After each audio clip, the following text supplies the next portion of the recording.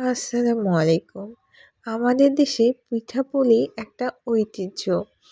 আর তার মধ্যে পাটিসাপটা পিঠাটা অন্যতম একটি পিঠা। চলেন আজকে খুব সহজ পদ্ধতিতে পাটিসাপটা পিঠাটা আমরা বানিয়ে নিই।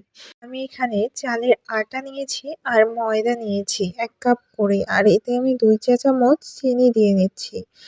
আর ২ চা চামচের মতো আমি এখানে গুঁড়া দুধ দিয়েছি। আমি লিকুইড দুধও দিয়েছি ৪ চা চামচের মতো। এখন আমি এখানে সামান্য পরিমাণ দিলাম। এখন আমি উপকরণগুলো একটু হাত দিয়ে মেখে নিয়ে এতে অল্প অল্প করে পানি বারবার দিয়ে ব্যাটারটা আমি তৈরি করে নিব। এখানে কিন্তু একবারে সব পানি দেওয়া যাবে না। অল্প অল্প করে পানি দিয়ে আস্তে আস্তে করে ব্যাটারটা তৈরি করে নিতে হবে। এই তো আমার ব্যাটারটা একদম তৈরি। এটা মনে রাখতে হবে ব্যাটারটা একদম পাতলাও করা যাবে না, একদম ভারীও করা যাবে না। একদম পারফেক্ট একটা ব্যাটার তৈরি করে নিতে হবে। এখন আমি ব্যাটারটা কিছুক্ষণ রেখে দেব। আর এর ফাঁকে আমি ভেতরে দেওয়ার জন্য খিরসাটা তৈরি করে নেব। খিরসা তৈরির জন্য আমার এখানে লাগবে লিকুইড দুধ। এটাকে আমি জাল দিয়ে দিয়ে অর্ধেক বানিয়ে নেব।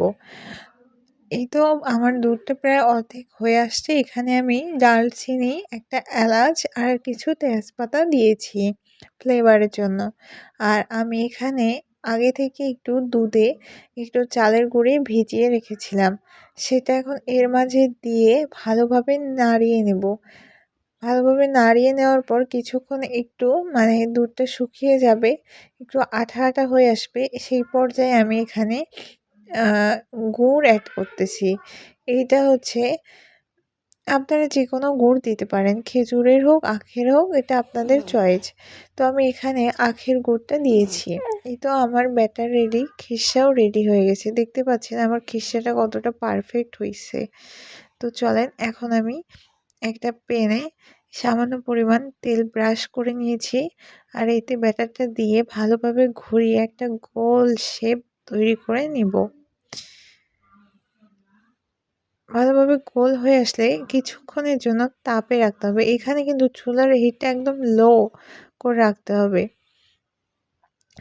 পিঠাটা প্রায় চারিদিক থেকে হালকা হালকা হয়ে আসছে। তো এখন এটার মধ্যে খিরসাটা দিয়ে নিতে হবে। খিরসাটা দেওয়ার পর আস্তে আস্তে পিঠাটা এক সাইড থেকে মোড়াই নেব। ভালোভাবে মোড়াই চেপে চেপে নেব। দেখতে পাচ্ছেন কত সহজে উঠে আসলো। তেল কিন্তু এখানে বেশি দেওয়া যাবে না, খুবই সামান্য পরিমাণ। এই তো আমার পিঠাটা হয়ে আসছে। এখন আমি পিঠাটা উঠাই নেব।